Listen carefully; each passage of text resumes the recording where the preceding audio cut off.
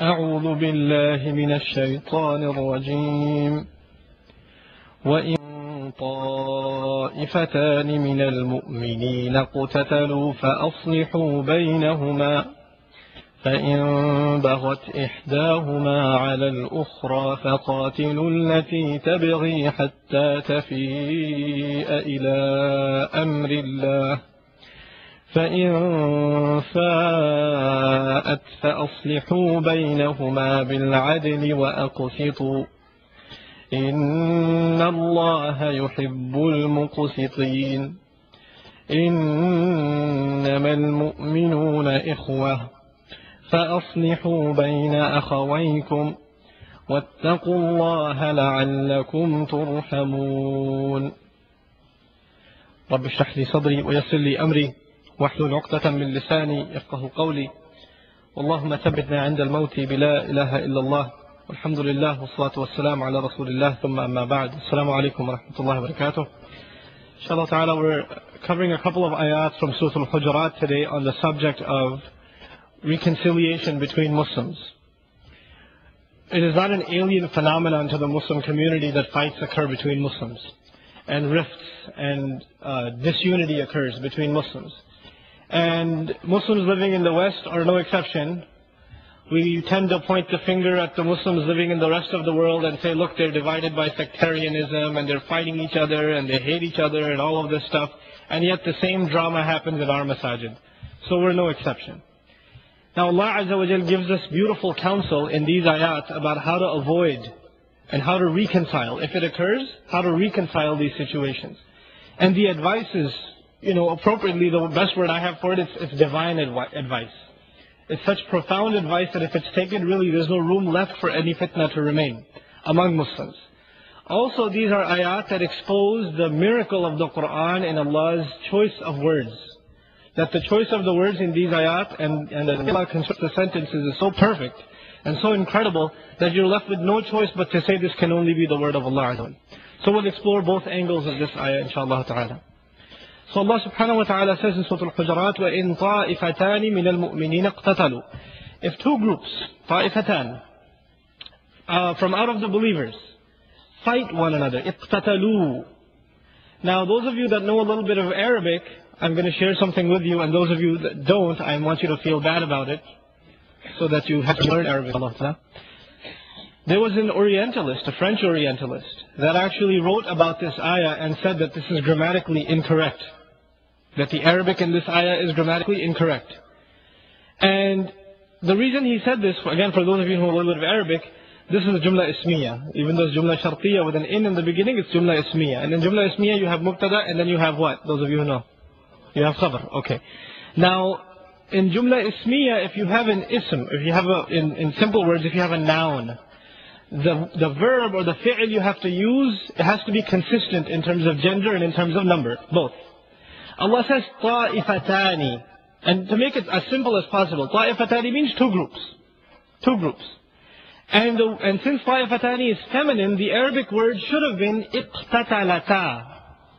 The two groups fight one another, the word would be اقتتلتا. But Allah doesn't say two groups fight, He says اقتتلوا, they fight. More than two. How many groups does Allah mention? Two. When it comes to the fighting one another, He doesn't mention two groups fighting, He mentions many people fighting one another. Right? So the grammarian, the French grammarian says, look, the first part of the ayah is talking about two, طَائِفَتَانِ. And when it came to the fighting part, does He mention two or more than two?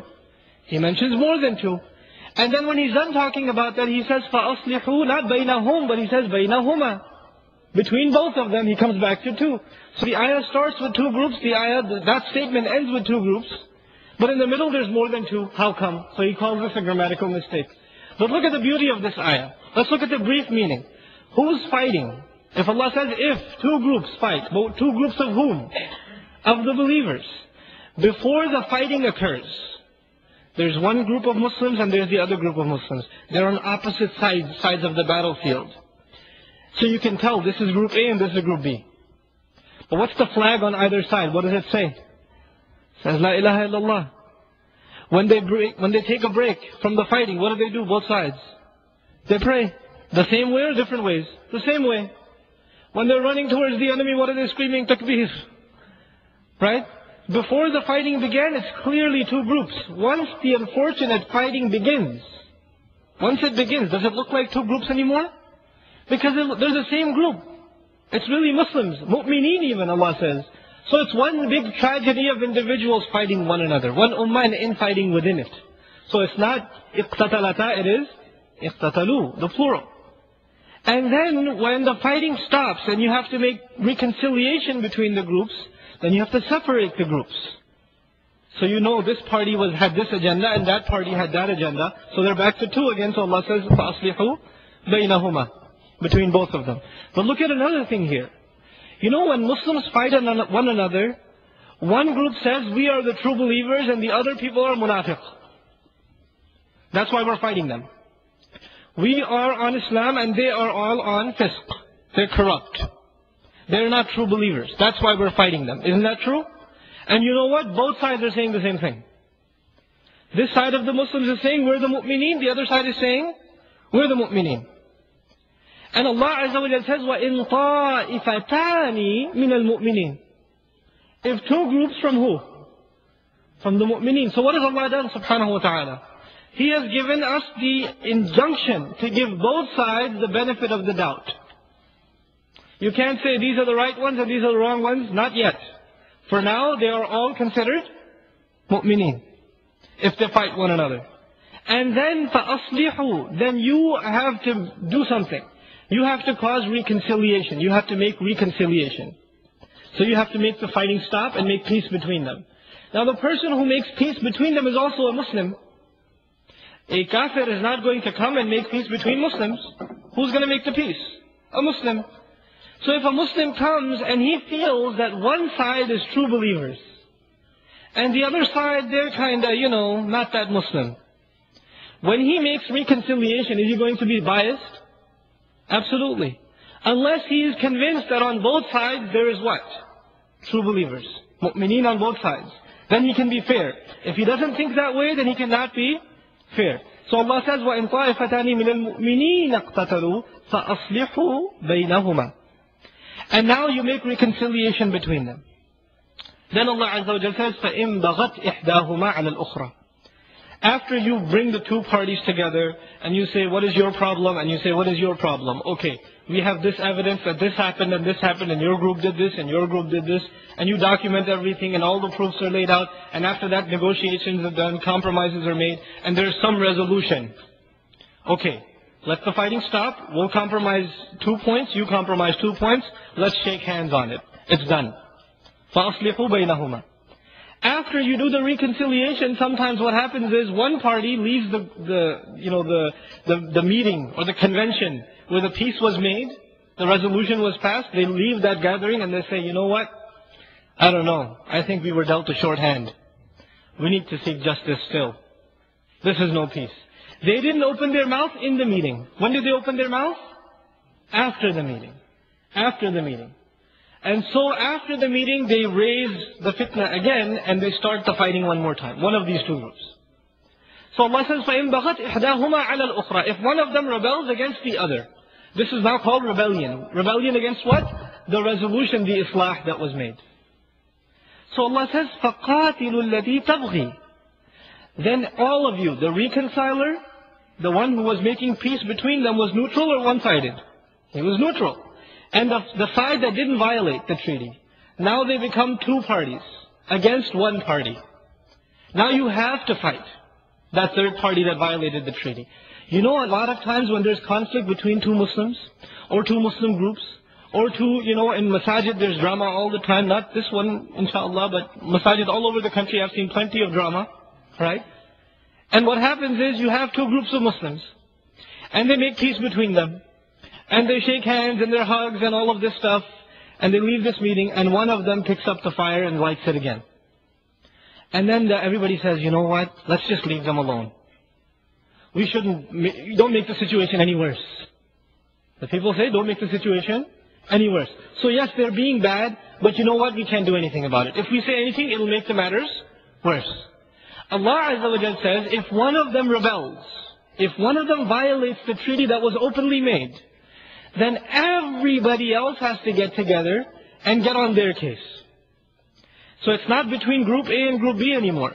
It's against Group A versus all the Muslims, whether they're from Group B or not, because they violated a treaty. You understand?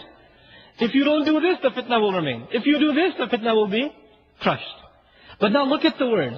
فَقَاتِلُوا الَّتِي تَبْغِي حَتَّى تَفِيءَ إِلَىٰ أَمْرِ اللَّهِ. Tafi'a. You know, fa'a in Arabic is to return. And there are many words in Arabic for returning. There's ba'a, there's raja'a, there's hada. There's plenty of words in Arabic for returning. And every one of them have their own shade. If you were doing well, like you got healthy, you used to be sick and you became healthy. And you went back to being sick again, the word used is ba'a. Meaning you go from a bad state and you return to a, or you go from a good state and you return to a bad state. But when you go from a worse state and you become better, you return to a better situation. The word is used as not ba'a, it is fa'a. And look, Allah says, hatta tafi'a, until they return. But what version of returning is used? The version of returning that implies if they come back to the peace treaty, then that is what is better for them. They're thinking that they're fighting because the fighting is better for them. And Allah is telling them just by using the word tafi'a, that when they come back and they respect the resolution that they themselves signed off on, they themselves agreed to in public, that is in fact what is better for them. And this resolution was not revelation, right? This resolution or this agreement that was made between Muslims was a shura between Muslims. It was done, all these parties together, they decided this is what we're going to do. But Allah says they return not to the resolution. He says, حَتَّى تَفِيءَ إِلَىٰ أَمْرِ اللَّهِ, until they return to the command of Allah. The command of Allah. Now, what is Allah's command here? Allah's command is that islah that the Muslims made among themselves.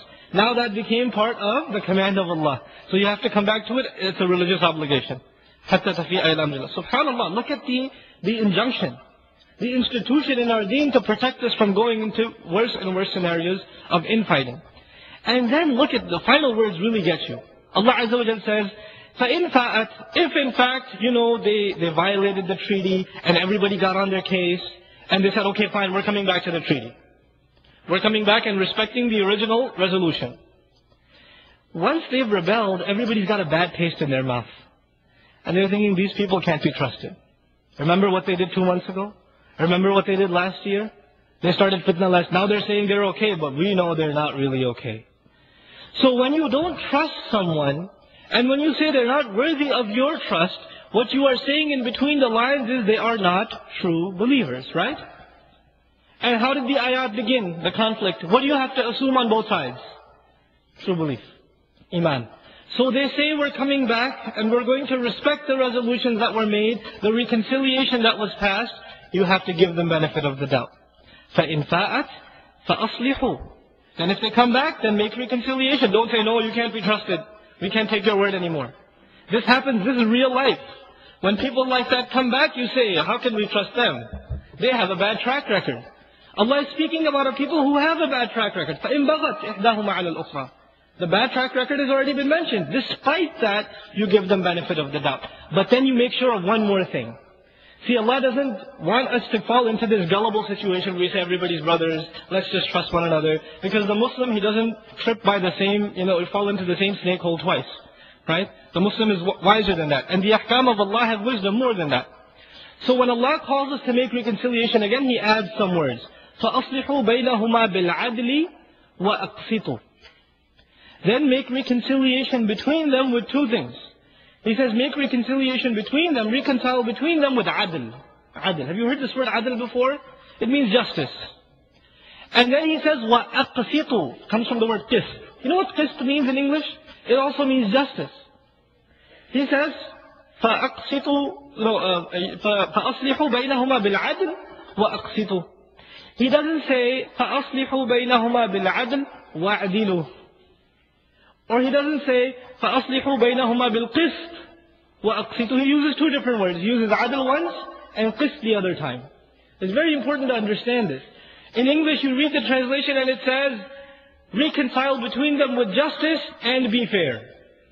And be fair. Now, when you think of justice in English or think of being fair in English, it's the same thing, right? To be fair and to be just. I want justice, I want fairness, it's the same thing. So Allah is not saying exactly the same thing. He's not using a synonym. He used adl one time and qist the other time. And if you understand the difference, subhanallah how Allah protects this ummah from fitna. Adl. Allah says when you make reconciliation between them, make sure there is adl. Adl means that you do justice, but you do justice publicly. There's a very big difference. You know, if there's a trial, there's a fair trial, there's a qualified judge, there's proper evidence, there's good lawyers on both sides, all of this stuff, right? But the trial is secret. No cameras, no jury, nobody. Closed doors. And the judge comes out and says, I've passed my decision and it's a fair trial. Are the people going to believe him? No. Because the people demand something. They demand, how did you make this decision? How come we didn't see the trial? The more secret a trial is, the more people are convinced what is involved, corruption is involved. And the more open a trial is, the more people are satisfied that there is justice. So when this meeting happens between two Muslim groups that are fighting, when you want to reconcile between them, after one has violated already, it's not a closed door meeting anymore. The first time, even there's room for closed door meeting because you don't want the propaganda to spread or bad news to spread in the Muslim community, bad name to spread. But if the situation has escalated, now we're in the second stage of the problem, then you have to make it a public display where everybody knows these are the evidences, this is what happened, so all the parties are satisfied. Do you see the evidence? Do you have anything to say against it? What's your proof against it? Make your case. So the case is done publicly. Why is this important? Because once this is done, when they go back, can they say to anybody, well, that wasn't a fair trial? Because everybody was there. They'll say, what do you mean it's not a fair trial? It's on YouTube. I saw the whole thing. It's open. Bil-adl. But then Allah Azza wa Jal says to the ummah at large, when you make reconciliation between Muslims, you use adl in this worst case scenario. And then finally, for all Muslims, use qist. وَأَقْسِطُوا. And this is personal advice. The first part was advice to the community that wants to reconcile. The second part of the ayah, وَأَقْسِطُوا إِنَّ اللَّهَ يُحِبُّ الْمُقْسِطِينَ. This is for each one of us individually. Because qist is different from adl. Adl is public justice. Qist is justice whether you're in public or in private. You have to be fair at work, whether your boss is watching you or not. You have to be fair on the road. Small things like that on the road. Somebody has right of way and you go on the service road and you cut them off. You've been unjust. Small, we don't think about these things, right? Because we don't think our deen applies on the road. It applies in the masjid. You're not giving, you promised your wife something. Or your children, you're not giving it to them. You're not being fair. You made an agreement with a brother, you're going to pay him back, and you don't call him back and you send his calls to voicemail. Right? You're not being fair. So Allah says whether public or private, we have to be fair. And the word for that is qist. وَأَقْسِطُوا إِنَّ اللَّهَ يُحِبُّ الْمُقْسِطِينَ. Without a doubt, Allah loves the muqsitin. And then He says, إِنَّمَا الْمُؤْمِنُونَ إِخْوَةً. This is the ayah we're going to end with, inshaAllah ta'ala. إِنَّمَا الْمُؤْمِنُونَ إِخْوَةً. And إِنَّمَا is a difficult word to translate in English. I like to use the terms, believers are nothing more than brothers to one another. All they amount to with each other is brothers. Now Allah didn't say, إِنَّمَا الْمُؤْمِنُونَ إِخْوَةً فَأَصْلِحُوا بَيْنَهُمْ.